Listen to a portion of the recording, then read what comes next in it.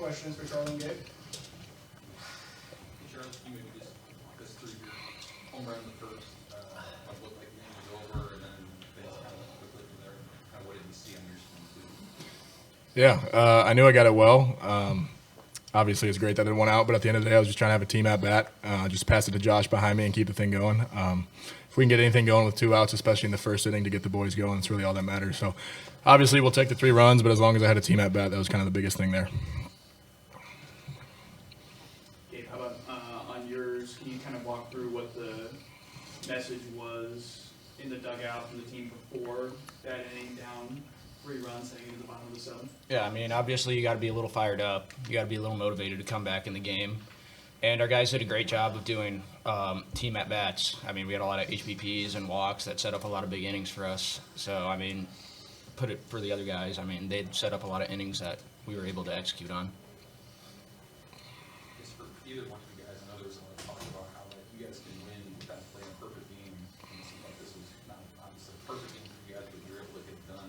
And what went into that from a mentality standpoint? You want me to take it? I'll take it. I think the biggest thing, like you said, is knowing we don't have to play perfectly. Coach preaches it all the time. We got a great group of guys, talent-wise, but also we're very close. So just knowing that every day, as long as we go in and compete and lay it on the line for each other, I think that's the biggest thing. And at the end of the day, perfect or not, just knowing that we can win games without doing everything correctly. So also knowing that at the end of the day, if we don't do everything correctly, we still have a chance to win, just in the sense of bouncing back, picking each other up. There were some tough innings, whether it was not punching home runs or on the bump as well, but just knowing that you got each other's back was the biggest thing today, and knowing that we still can win that game even when we went down. Any more questions for Charlie? Gabe, how important was it to start this thing off with a win? Yeah. I mean, obviously it's important. I mean, in order to get far in the tournament, you got to win. I mean, winning early is very important because then you can't. Oh God, that's bad. That's really bad. But It's all right. Hey, good. Hey, deep breath. yeah. I mean, you have 2 losses and you're done. So I mean, winning every game, no matter what. I mean, okay. The first team that loses never makes it far in the tournament. So I mean, obviously winning the first game was really important for us today. Any more questions for us? Awesome, thank you guys. Now we'll open it up I was for like, questions. kept for the pool. repeating.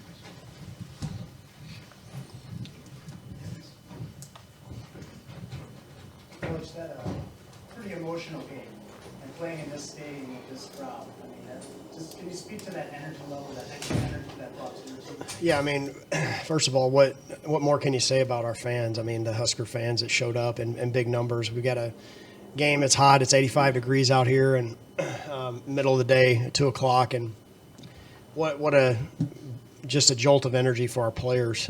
They were rowdy from the get-go, and I'm glad we gave them something to cheer about there in the first inning. That was obviously a huge swing right there. But, they helped provide a lot of energy. But I'm proud of our guys for just staying in the fight, really, because that game was pretty topsy-turvy, ups and downs there from both sides of it. And we had some guys that have been really good for us that weren't great today, but we had some guys pick them up as well. And that's what you got to have to win a tournament like that. You've got to have some guys step up. Well, can you kind of walk through the process of challenging that first inning and that bang-bang play with Max at first?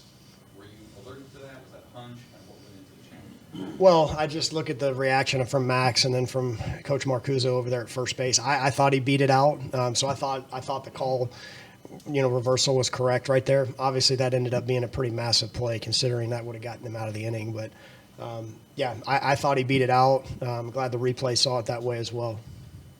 Coach, what's your role in terms, obviously it's an up and down 7th inning on both sides.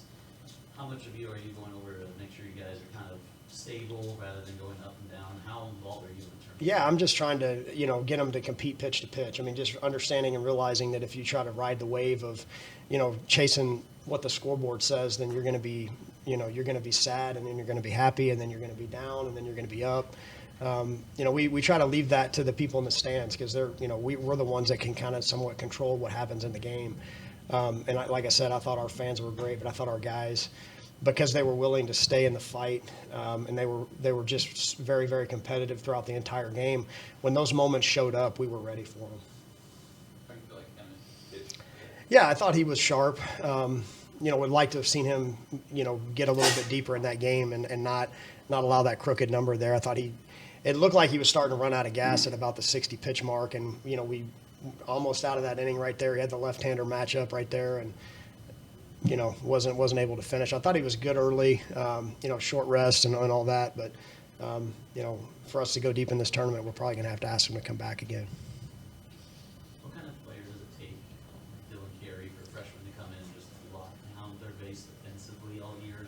Obviously, coming up with a big playing game today. Yeah, I mean, you can see the talent from him. I mean, he's got great feet, great hands. He plays good catch defensively, and he cares an awful lot. I mean, that's a really important piece about being a good defender, is just being very selfless, because you've got to stay locked in the moment. And there were some moments that maybe could have gotten away from him, based on letting his own performance affect the way he played defense, and he certainly didn't do that. It shows a lot of mental toughness for a young man to step up and make a play like that.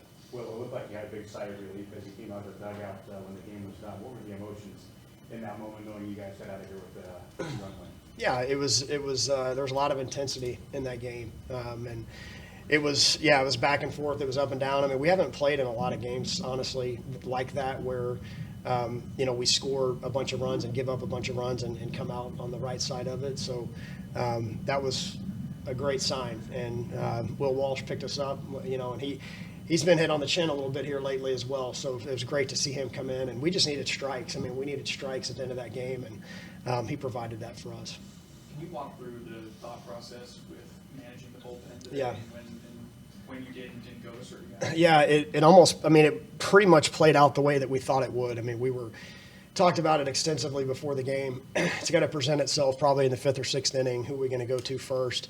Felt like Hawkins was the right move. And he stabilized the game just like he has so many times for us. And once they got the runner in scoring position, we went with a strikeout guy, with Shea. Unfortunately, Shea didn't have it today. And we had to make a move to the next guy, Cal Perry, who's been nothing but dominant the last couple of times he's taken the ball. He didn't have it today.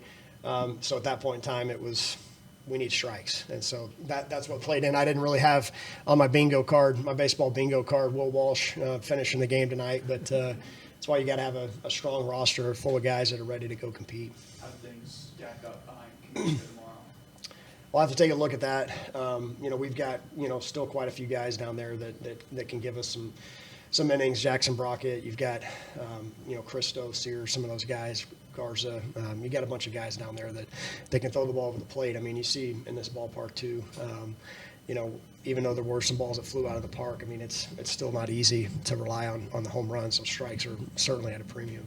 How much stock do you put into what Kaminsky did against Maryland the first time? I know it was kind of rough outing for him. How much of that do you look at when you're preparing for this? Not much. I mean, I think different set of circumstances here. He's been really, really good his last 2 outings since then, and he's bounced back, and his stuff's been outstanding. So he just needs to attack the strike zone. They've got a tough lineup. They're going to make you throw the ball over the plate. Jace has done that at a pretty high level. That's all we're going to ask him to do tomorrow, is just get ahead, throw strikes, challenge them, and eliminate the crooked numbers. Do you talk to Shea, or because he's such a veteran, he can handle the situation tomorrow or the next time? Yeah, I mean, I have a conversation, with probably him and KP, because they care so much. I mean, they really put a lot on their shoulders, and they want it so bad, and sometimes that can paralyze you a little bit. So we just need to remember how good they've been for us this year, and we're going to need them, and their teammates believe in them, and their coaches believe in them, and that'll be the message that I say to those guys. What do you think of the matchup tomorrow and seeing them for the first time in about a month? Yeah, I mean, obviously they're the conference champions for a reason. They got a really, really deep lineup. They're going to have their pitching back lined up tomorrow against us. They're, very, very well coached. It's going to be a tough matchup, and we know that. But we feel like we've got a good team too, and we're playing well. And so, again, it just really at the end of the day, what it comes down to is, do you get the pitching that you need? Do you get the timely hitting, and do you play defense? You can keep it as simple as that. You got a chance to go win. Last question? Oh, thanks, Coach. Yep. Next game starts at 7:03. Bam.